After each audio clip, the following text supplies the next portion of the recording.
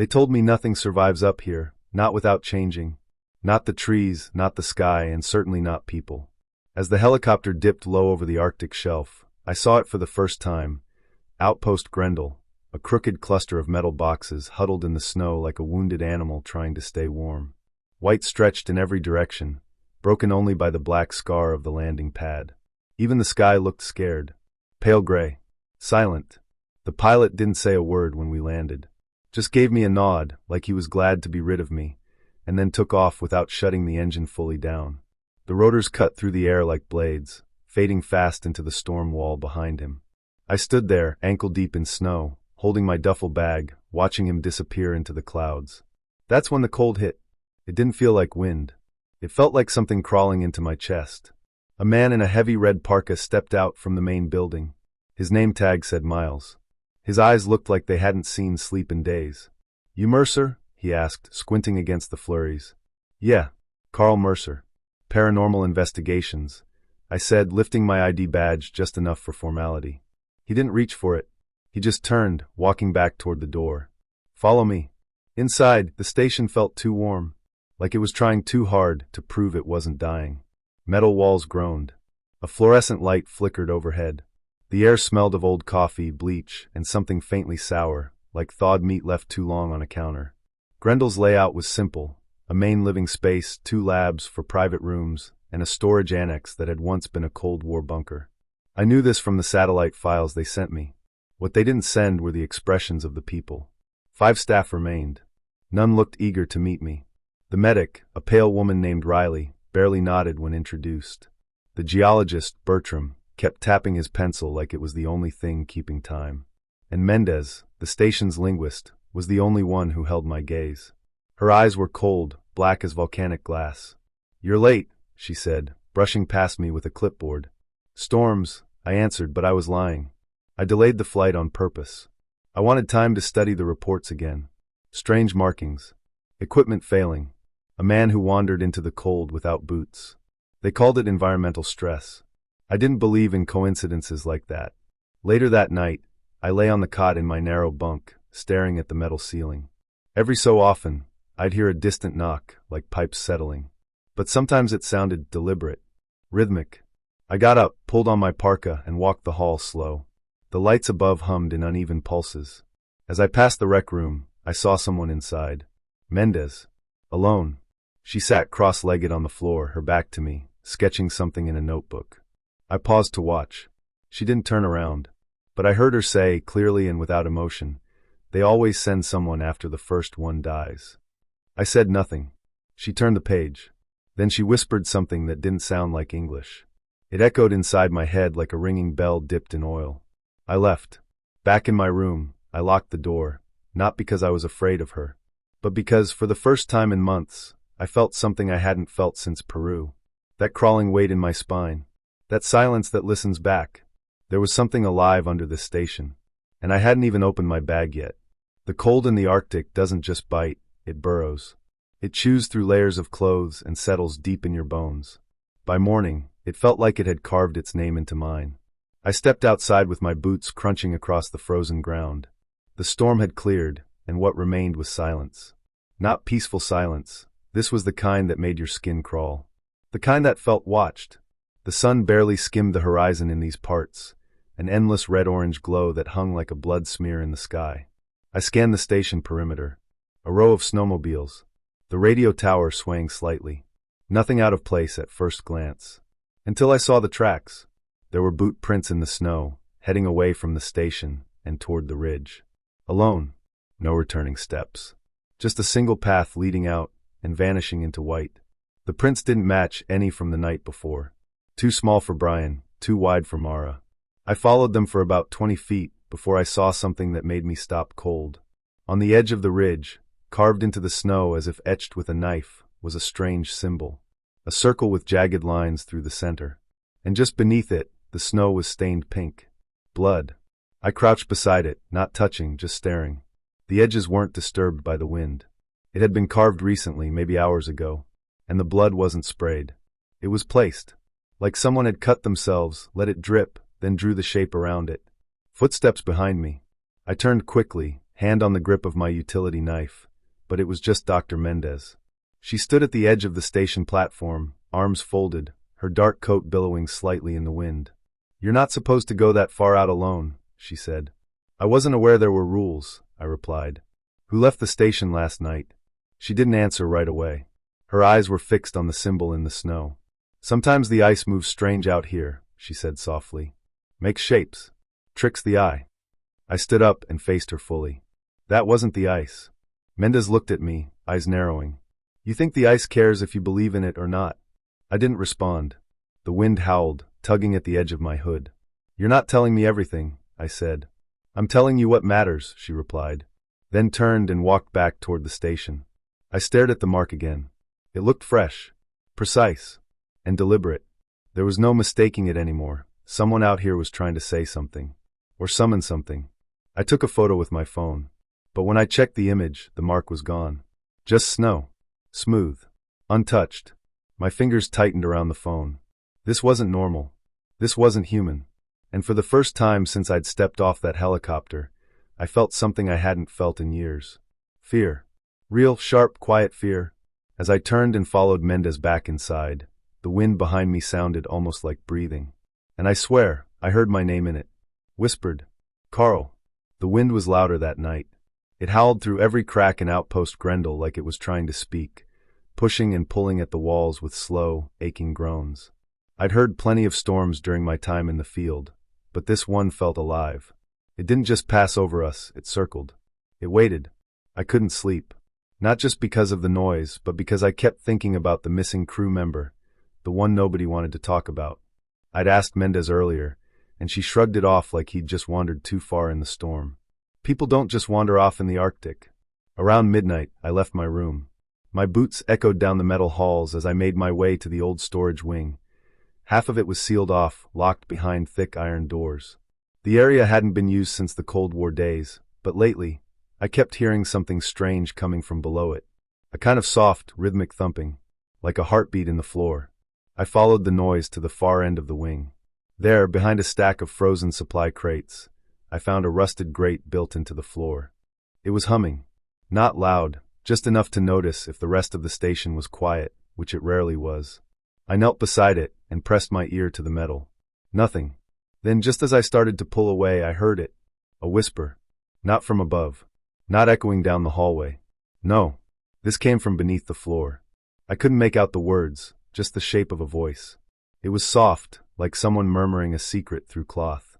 My body froze. Every instinct screamed for me to back away, but my curiosity pressed harder than my fear. I pulled out my flashlight and scanned the grate. The screws were old but loose, the edges black with rust. I unscrewed them with my multi-tool, slowly lifting the panel. Cold air rose up immediately, sharper than anything I'd felt in the hall. There was a shaft below, narrow, steep, lined with stone. Not a vent. Not part of the base's layout. This was older. I dropped a glow stick inside. It bounced once, then fell into nothing. No sound. Just swallowed by the dark. I shouldn't have climbed down. But I did. The walls were damp and slick. My flashlight barely reached the bottom. The air smelled stale, like forgotten things. After maybe 20 feet, the shaft opened into a small stone chamber. Man-made. Carved. Ancient. And there on the far wall was a symbol. It was drawn in what looked like old soot. Lines twisted into a spiral, with a jagged eye in the center. I stepped closer, heart pounding. The symbol pulsed in the light, not physically but in my mind. My ears started to ring. I felt pressure in my skull, like something behind the wall was pushing outward. Then I heard it again. A whisper. This time clearer. "Carl!" I dropped my flashlight. I didn't tell anyone I went down there. Back in my room, I sat on the edge of the bed for hours, hands shaking. That voice didn't sound like just anyone. It sounded like her. My wife. But she's been dead for 2 years. And even the ice doesn't echo that far. Not unless something down there remembers me. Or is waiting. The wind howled like it was alive that morning. I'd barely slept. Something kept waking me. Distant tapping sounds, like fingers knocking softly against metal. I told myself it was the wind rattling the pipes. But I didn't believe it. At 6:12 a.m., the base lights flickered twice. Then I heard the alarm. I pulled on my boots and coat, heart already thudding. When I stepped into the corridor, a cold blast hit my face. The outer door had been opened. A trail of snow clawed its way into the hall, like a white tongue licking the metal floor. Dr. Mendez stood at the edge of the entryway, her face calm, almost bored. "He's outside," she said. "West Ridge." "Who?" I asked. "Reynolds." Reynolds was the meteorologist. Young, quiet, and always wearing those old headphones. I hadn't seen much of him the past 2 days. I followed the others, 3 of us in total, into the white. The storm had calmed slightly, but it still stung like sandpaper against my skin. We moved slowly across the ice, following faint boot prints that stretched toward a rocky hill covered in wind-blown snow. That's where we found him. Reynolds was kneeling in the snow, barefoot, shirtless. His arms were resting at his sides, palms up, fingers curled, like he was offering something. And he was smiling. His lips had frozen that way. His eyes were open, covered in a thin glaze of frost. His skin looked like pale glass, shining faintly under the morning gray. There were no signs of struggle. No footprints leading back. He had just walked out and knelt there. I knelt beside him. His face was peaceful. That smile, I couldn't stop looking at it. It wasn't joy. It wasn't pain. It was acceptance, like he'd finally heard something that made sense. There was a carving in the snow beside him. A symbol. 3 circles inside each other, with a vertical line cutting through the middle. Like an eye. Like the ones I'd seen near the cave. No one said anything. No one cried. We wrapped Reynolds in a thermal sheet and carried him back to the base. He felt light. Too light. Later, I asked Mendez why she wasn't shocked. She shrugged. Some people walk into the storm. Not all of them come back. Why did he go out there without boots? Without clothes? She smiled a little, like she'd been waiting for that question. Maybe he didn't feel cold anymore, she said. Maybe he was called. That night, I couldn't sleep. I kept picturing Reynolds kneeling in the snow, smiling like he'd been promised something. Around 2 a.m., I heard tapping again. But this time, it wasn't the pipes. It was the window. Tap, tap, tap. And when I finally gathered the courage to pull back the curtain, there was nothing there. Just a symbol drawn in frost. 3 circles. And a line. The cave wasn't supposed to be there. That's what Mendez told me when I asked about it, said it was a natural formation from the melt, as if glaciers just opened their mouths whenever they felt like whispering secrets. But that night, I didn't ask permission. Everyone was either asleep or pretending to be. I grabbed my flashlight, pulled on my parka, and followed the narrow stairwell down past the maintenance hatch. The air was colder down there, heavier too, like walking through breath that wasn't mine. The door to the cave had no lock. It opened with a soft creak that echoed like a scream swallowed in a church. Inside, the walls were sheer and glassy. The ice was clear, but it moved when I wasn't looking. That's the best way I can describe it. Like something shifting behind frosted glass, retreating just fast enough to avoid being seen. I walked carefully, boots crunching on frozen gravel. My flashlight beam danced across carvings etched into the ice, symbols that looped and spiraled like ancient scars. Some reminded me of crop circles. Others looked like eyes. Too many eyes. I felt watched. Then I saw it. A slab of ice at the very end of the tunnel, taller than me, sealed into the wall like a window into nothing. My breath caught in my throat when I saw the shape inside. It looked human. It was vague, buried deep, like a silhouette trapped in a block of glass. But it was there. A figure with its head tilted forward, as if sleeping. I stepped closer, and the ice groaned beneath my feet. There were no footsteps around it. No signs that Mendez or anyone else had been here recently. Just the silence and that presence. My fingers twitched. I should have walked away. Instead, I reached out. The moment my fingertips brushed the ice, the cold punched through my glove like a knife. Pain shot up my arm, but I couldn't pull back. Something whispered through the wall. It wasn't a voice. Not at first. It was more like a vibration, like a sound trying to remember how to form words. But then, as I stood frozen, teeth chattering, heart pounding, it found a shape. Carl! It said my name. My knees nearly buckled. I stumbled back, flashlight clattering to the ground and spinning wildly. Shadows danced across the cave. My breath fogged in frantic bursts. Carl! The voice came again, softer now. Feminine. Familiar. No. I knew that voice. I knew it like I knew my own. Like the warmth of home, long gone cold. Clara? I said her name out loud. My voice cracked like thin ice. There was no answer, just a rush of air, like the cave exhaled. Then the flashlight died. Darkness swallowed me whole. I stood still, waiting for my eyes to adjust, but they never did. The blackness down there wasn't natural. It wasn't the absence of light. It was a presence, pushing against my skin, pressing into my skull. That's when I felt something warm trickle down my nose. Blood. I wiped it away with my glove, but it kept coming.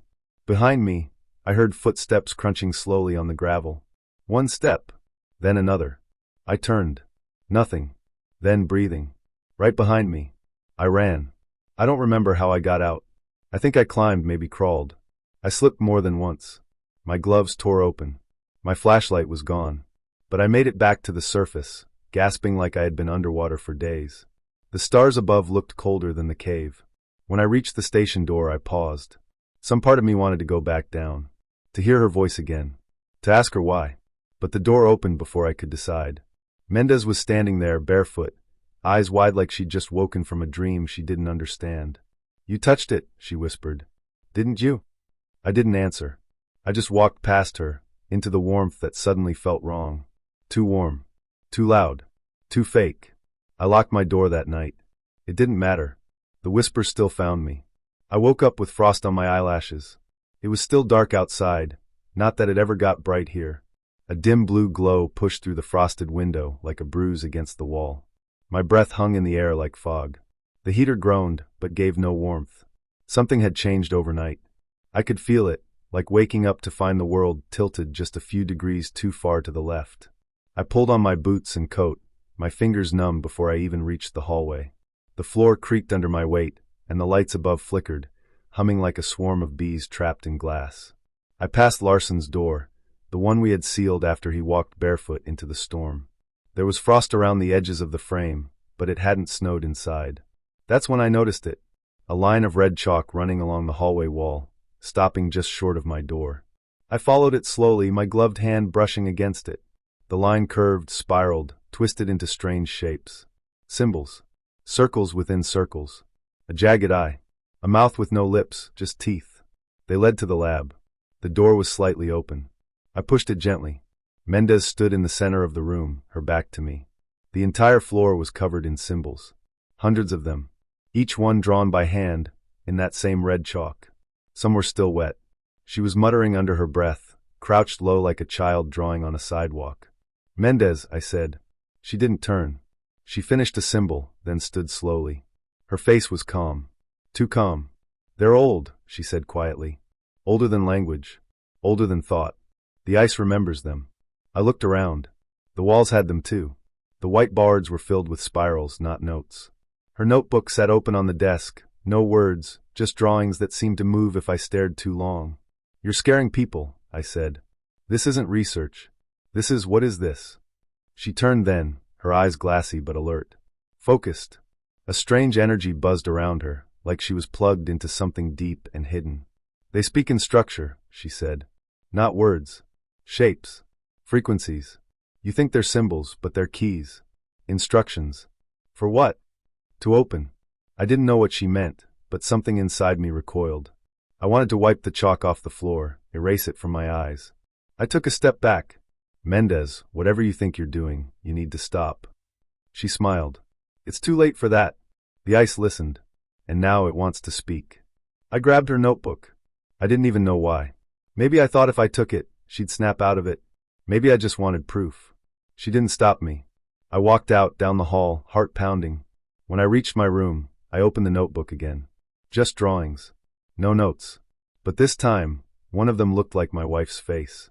Not exactly, but enough. And beneath it, in faint pencil, a single sentence. She heard it too. The notebook slipped from my fingers. From the hallway behind me, I heard soft footsteps. Slow. Careful. And then the scratching of chalk. Someone was still drawing. I don't remember falling asleep. 1 minute, I was sitting on the edge of my bunk, listening to the wind howl through the cracks in the outer walls. The next, I was in a hallway that shouldn't have existed, long, narrow, and made entirely of ice. The walls pulsed faintly, like they were alive. Breathing. I didn't panic. Not right away. I've had strange dreams before, vivid ones. But this one felt heavier, like it was pressing down on my chest with invisible fingers. Ahead of me stood a door. Metal. Rusted. The kind they used on submarines or old bunkers. Carved across it, like it had been etched with claws, was a symbol I'd started seeing everywhere. A circle, broken at the top, with jagged lines running down like teeth. The door opened on its own. I stepped inside, even though every part of me screamed not to. Inside was a room covered in frost. Walls, ceiling, floor, everything shimmered white-blue like the inside of a freezer. In the center stood a figure with her back to me. My breath caught. The way she held her shoulders. The soft tilt of her head. The dark braid that reached the middle of her back. "Sarah?" I whispered. She didn't move. I walked toward her slowly. My boots crunched softly against the frost, but she made no sound. "Sarah, is it really you?" She turned and smiled. Her eyes were black. Not just dark, black. Glossy, deep, endless. Her skin was pale, stretched tight, and her lips split open far too wide when she grinned. "Carl," she said, her voice a soft echo, like wind beneath the ice. "You never listen." My knees weakened. I backed away, but the room was changing. The frost was melting, dripping like sweat down the walls. The ground turned soft. Red. It oozed around my boots.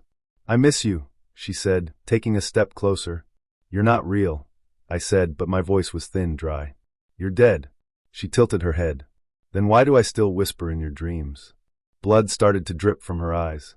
Slow, black tears that left trails down her cheeks. Her smile didn't fade. She was beautiful and terrifying all at once, like a photograph of someone you love, taken a second before they vanish forever. "You said you'd come back for me," she whispered. My throat tightened. I reached out, but she was already fading, her form breaking apart like snow in a furnace. Then I woke up, sweating, gasping. The room was freezing cold. I sat up fast, heart pounding, hands trembling. My bedsheets were soaked with sweat, and my breath came out in sharp clouds. I touched my face. It was wet. I thought it was more sweat. But when I turned on the light, my pillow was stained red. Blood. I scrambled out of bed, ran to the tiny mirror above the sink. My nose wasn't bleeding. Neither were my ears. But when I looked closely at my fingertips, the tips were raw. Torn. Like I'd been clawing at something all night. I grabbed a towel and wiped the blood off, chest heaving. I didn't know if I was more afraid of the dream or of what I'd done in my sleep. I threw open my journal and scribbled it all down. The hallway. The door. Sarah's voice. Her black eyes. The frost that bled. I didn't sleep the rest of that night. But I did hear whispering under my bed. And this time, it wasn't in my voice. There's a silence in the Arctic that doesn't feel natural. Not like the peace of a forest or the hush of falling snow. This silence feels alive. Like it's listening. I couldn't sleep that night. Every time I shut my eyes, I felt breath on my neck. The kind of breath that doesn't fog glass or warm skin. I sat up in bed, wrapped in 2 layers of thermal gear, staring at the vent on the ceiling. It hummed softly, like it always had, but now it sounded like a whisper with a heartbeat. I needed answers. Not theories. Not Mendez's cryptic nonsense. Real, hard evidence. Something to hold on to. Something to prove I wasn't slowly slipping into madness like the others. At 3:19 a.m., I pulled on my boots, grabbed my flashlight, and headed down the back corridor, the one that led to the lower cave access. The power flickered as I passed the medical bay. All the lights here had been acting strange lately. I didn't trust anything that ran on wires anymore. When I reached the storage room near the main ice shaft, I found the old tape recorder. It sat on top of a metal crate, covered in frost. Battery pack humming. It shouldn't have been on. I pressed the stop button, then rewind. The whirring of the tape made my skin crawl. It sounded like a breath being sucked into lungs that weren't meant to breathe. Click. I pressed play. The sound that came out wasn't music or talking. It was breathing. Heavy, slow, wet breathing. Then a voice. Not speaking, chanting. Words in reverse, some buried under others. Some sounded like children giggling far away. Others sounded like animals choking. I sat on the crate, hit rewind again, and dug out my old headset. Plugged it in. Pressed play once more. Closed my eyes. Focused. That's when I heard it. A whisper buried under the rest. Slow. Deliberate. It didn't stutter like the others. This one knew it was being heard. I am what your mind calls hunger. I sat upright, my hands trembling. I do not move. I am not warm. But I reach you when your thoughts go dim. The voice was neither male nor female. It carried no accent, no emotion. Just a strange calmness. Like something ancient. Something bored. Feed me, it said. I pulled the headphones off. Silence. My ears rang. And then laughter. Not in the room. Inside the headset. A dry chuckle, looping on the tape. Low and distant at first, then louder, like it was right behind me. I turned around. Nothing. But the cold was different now. Not just cold like before. It felt heavier. Pressing against my chest, crawling down my spine. That's when I saw the camera feed blinking on the nearby monitor. Someone was in the cave. A figure still kneeling. Right at the spot where the ice wall glowed faintly. The camera shook for a moment, and then the feed went black. I took the tape, stuffed it in my jacket, and left the room. I didn't realize until I was halfway back to my quarters that I'd started humming. A tune I didn't know. Over and over. A melody carved into my thoughts like the symbols carved into the walls. That night, I didn't dream of my wife. I dreamed of the cave, and something watching me from behind the ice, smiling without a mouth. The hallway outside the lab was too quiet. The snowstorm had wrapped itself around the station like a curse, howling through every crack in the walls. The lights above flickered again, and I felt the cold deeper than ever, like it wasn't just from the weather. Like something in the station was breathing frost into the air. I stood outside Mendez's door. My hand hovered near the handle. It was unlocked. Of course it was. I pushed it open slowly. She didn't even look surprised. Dr. Lila Mendez was sitting cross-legged on the floor, surrounded by red chalk and papers covered in symbols I couldn't begin to understand. Circles. Spirals. Something that looked like a star with too many points. The walls of her room were covered in the same drawings, layers of them. Some fresh. Some old. Some pulsing. "You've been busy," I said, stepping inside. She smiled. Her face was too calm for everything that had happened here, like none of it touched her. "You came," she said. "You always do." My stomach turned. "What does that mean?" I asked. "Always." She tilted her head. "Sit down, Carl." I didn't. I pulled my pistol from the holster and held it low, pointed at the floor. Her eyes followed it, but she didn't move. "You've been feeding it," I said. "You and your symbols and your whispers. You brought this thing here, woke it up." She shook her head. "No. It was always here. Long before this station. Long before humans ever reached this ice. Then why now? Why start the killings?" "It's not killing," she whispered. "It's teaching." I took a step closer, and the air felt heavier. Not colder. Heavier. Like something in the walls was pressing down on my lungs. "I've seen the tapes. The audio," I said. "It speaks in riddles. In blood. It makes people do things. Horrible things. Because our minds can't hold it. Not fully. It's like trying to stare at the sun through glass. Eventually something breaks." "And you think that's a good thing?" She stood slowly. "I think it's necessary." There was a pause. Outside, the storm slammed against the station. The sound was like distant screaming. "I came here to stop this," I told her. "And I will. I'll burn that cave down to the stone." "You tried," she said. "Don't you remember? Or is it still cloudy?" I frowned.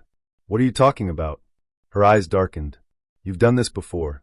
Again and again. Every time you come here. Every time you fight it. And every time it watches you. Learns you. You don't remember, but the ice does." I took another step forward. "You're insane." "Am I?" she whispered. "Then why do you dream in its voice? Why do you hear your wife calling from the ice?" That stopped me. "I never told you about her." "You didn't have to. It knows. It remembers her scream. The way you screamed with her. You brought that guilt here with you, Carl. And it feasts on that." My hand trembled slightly. I clenched it tighter around the pistol. "It's not a demon," she went on. "Not the way you think. It doesn't want to possess us. It wants to understand us. And to do that, it needs to open us up. Piece by piece. You're letting it kill people." "No," she said calmly. "I'm letting it see." I stared at her, heart pounding. The gun felt heavier now. "You don't have to stop it," she said. "You could join it. You've seen the edge of what it knows. Imagine going further. Imagine understanding why she died. What really took her." She stepped closer. I raised the gun. "Stay back.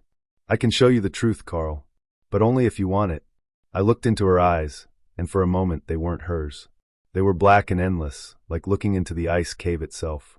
I backed away, shaking my head. "You're sick." She laughed softly. "We all are. That's why it came." I turned and left the room. I didn't know what scared me more, what she believed, or the quiet part of me that wanted to believe it too. Behind me, I swear I heard her whisper one last thing. You'll be back. And I was afraid she was right. The silence here doesn't feel empty. It presses against your skin like something breathing behind the walls. By the time the generator failed, I already knew we were past saving. The lights went out at 2:07 a.m. I was awake. Sleep had become a luxury I couldn't afford anymore. My thoughts weren't my own most nights. The whispers crawled in through the vents, curling into the corners of my mind like smoke. I had been staring at the wall, counting the cracks in the paint, when everything just stopped. The heater cut out. The faint humming of the security grid vanished. Then came the sound I feared most. Laughter. But not the kind you hear from joy. No. This was hollow, cracked, like it came from a throat full of ice. It echoed through the metal halls of Outpost Grendel like a mocking wind. I grabbed my flashlight, but even that flickered in protest. My breath clouded instantly in front of me. Within minutes, the temperature dropped below freezing. And then someone screamed. I followed it, down the hall past the lab, past the mess, past the bunk room where frost had already begun crawling over the glass. I found Malik, the station's youngest technician, standing in the hallway in just his undershirt. Blood ran down his face. From his eyes. He was smiling. "They're not dreams, Carl," he whispered, voice shaking. "They're instructions. I see now. I see everything." He held something in his hand, his own eye, crushed like a peeled grape. I stepped back. "Malik, drop it. Please. They live in light. Hide in sight. But in the dark they speak." He dropped to his knees, still smiling. Then began laughing again. Soft at first, then louder. He kept laughing even as he collapsed forward into the snow-dusted floor. I didn't check for a pulse. I knew he was gone. The others were gone too. Mendez had vanished earlier that night. She left behind her red chalk and a notebook filled with spirals, symbols, and the phrase repeated over and over. "The mouth opens." I passed the mess hall on the way back to the comms room. Chairs overturned. Plates shattered. A spoon stuck in the wall like someone had thrown it with all their strength. I tried the radio again. Dead. The storm outside had become a monster of its own. Wind slammed against the outer walls like fists. White pressed against every window, like the ice wanted in.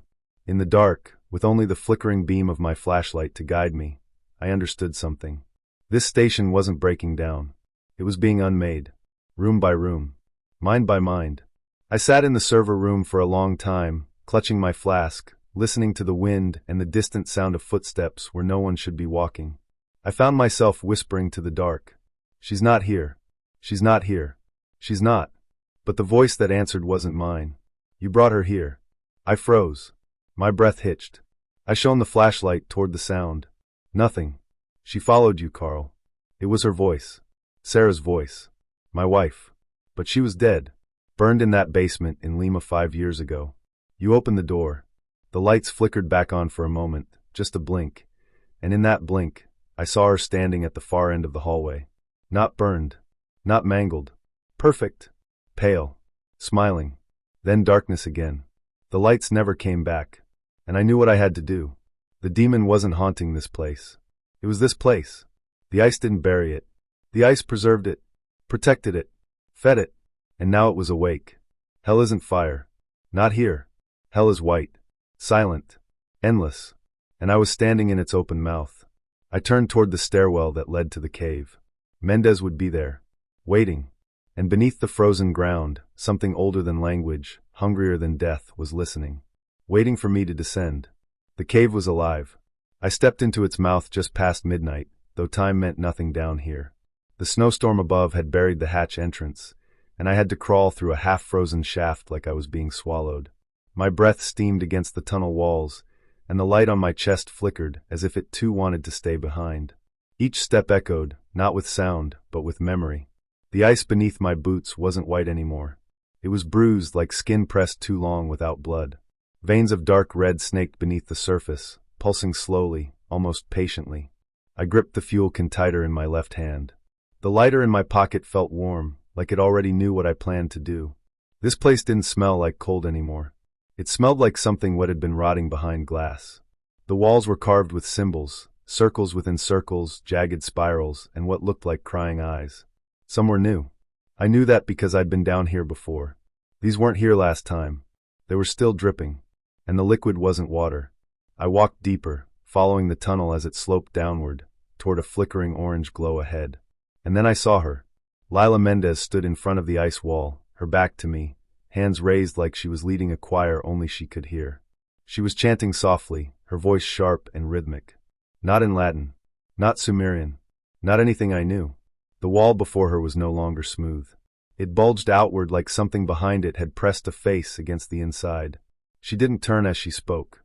He's listening now, Carl. He knows your name. I raised the fuel can. My fingers trembled. Step away, Mendez. She chuckled, still staring into the ice. You think fire will save you? This is older than fire. I stepped forward. I'm ending this. You've lost. She finally turned. Her eyes were gone. Empty sockets filled with darkness, not blood. And yet, she smiled like she'd seen paradise. You think this is about me? This has always been about you. The lights flickered, then went out. I stood there in pitch black. Then came the voice. But it wasn't hers. It wasn't mine. It was everyone. My wife's voice whispered beside my ear. Carl, why didn't you save me? My father's voice, who died 15 years ago, boomed from above, weak. Always too weak. My own voice, twisted and deeper, breathed from within me. You've brought this on yourself. I dropped the fuel can. My knees buckled. Then the ice wall cracked. It didn't shatter, it peeled open. Layers sliding back like lips stretching into a smile. Behind it was not a creature. Not a demon.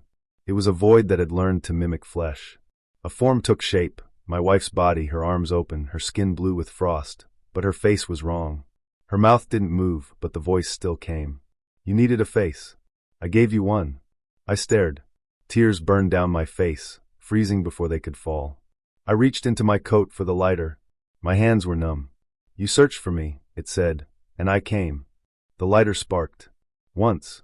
Twice. You don't understand what I am, Carl. But you will. We have forever now. I lit the flame. And with shaking hands, I kicked the fuel can forward and dropped the fire. It caught fast.